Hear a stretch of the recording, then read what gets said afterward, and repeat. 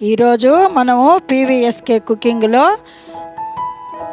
మాగాయి పచ్చడి చేసుకునే విధానం చూద్దాం. నూనె మాగాయి అంటారు. ఇది చాలా బాగుంటుంది. కేజీ మామిడికాయలు చెక్కు తీసుకున్నాను. పుల్లటి మామిడికాయలు ఇవి. ఇలాగా పొడుగ్గా, మరి పలసగా కాకుండా, మరి లావుగా కాకుండా కట్ చేసుకోవాలి.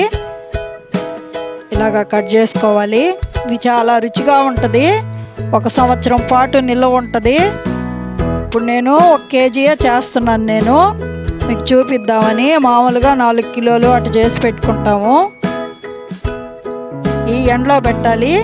ఇవి సులభమైన పద్ధతి. ఇంకొక పద్ధతి కూడా ఉంది, అది మళ్ళీ చేసుకుందాము. ఇవన్నీ ఎండలో పెట్టుకోవాలి. ఈ మామిడి దెబ్బలు, పుల్లటి మామిడికాయ ఇది.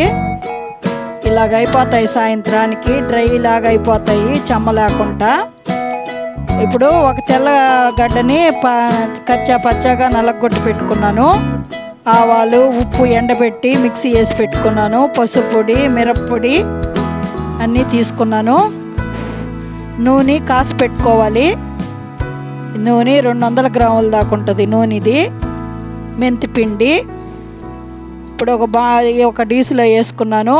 ఆ మామిడి ముక్కల్ని ఇప్పుడు అన్నీ కలుపుకోవాలి. ఒక 1/4 స్పూను దాకా పసుపు వేసుకున్నాను. ఇప్పుడు సాల్ట్ వేసుకుంటున్నాను. బాగా 1/4 కప్పు దాకా వేస్తున్నాను సాల్టు. దీంట్లో ఓటంటూ అంటే కాయల్లో డ్రై అయిపోయింది కదా, మనం నూనెతోనే కలుపుకోవాలి. ఇది చాలా రుచిగా ఉంటుంది. ఒకసారి ఇలా చేసుకొని చూడండి. ఉప్పు వేసాను. ఇప్పుడు 1 కప్పు కారం వేస్తాను.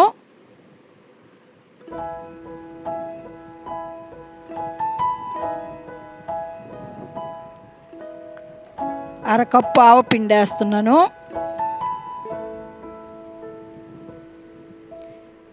మెంతి పొడి 1 స్పూన్ వేసాను. ఇప్పుడు ఈ తెల్లబాయలు నలగొట్టుకున్నాం కదా, అవి వేసుకుంటున్నాను. ఇవన్నీ బాగా కలుపుకోవాలి. అన్నీ కలిసాక ఇది ఆయిల్ పోసుకుంటూ కలుపుకోవాలి. నూనె కాసి చల్లార్చిన నూనె ఇది. మీరు శనగ నూనె వేసుకోవచ్చు. నేను రీఫైండ్ ఆయిల్ పోసుకుంటున్నాను.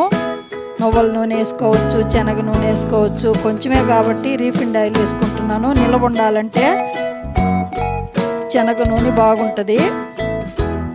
వేరుశనగ పప్పు నూనె, శనగ నూనె అంటే బాగా కలుపుకోవాలి. ఆ పొడి అంతా, మిరప్పొడి, ఆవపొడి అంతా ఈ నూనెతోనే కలిపేసుకోవాలి. ఇది చాలా బాగుంటుంది. చేసుకొని చూడండి. ఈ వీడియో నచ్చితే లైక్ కొట్టండి. పీవీఎస్కే కుకింగ్కి సబ్స్క్రైబ్ కొట్టండి.